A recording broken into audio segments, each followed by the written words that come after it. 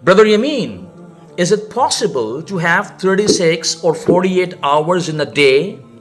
Because for me, it looks like that 24 hours are not enough. Because every day I end with a lot of unfinished tasks. What should I do? This is the most common question or complaint that comes to me from people when I meet them in my programs.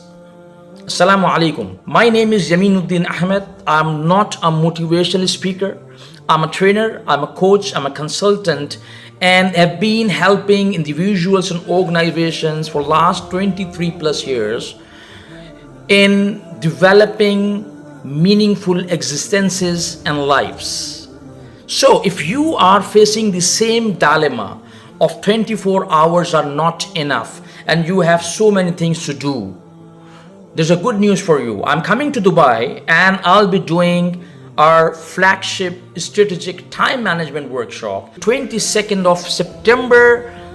Go to the link with this video, see the details, register yourself and learn a comprehensive framework of managing your time effectively and have a meaningful and fulfilling time on this planet.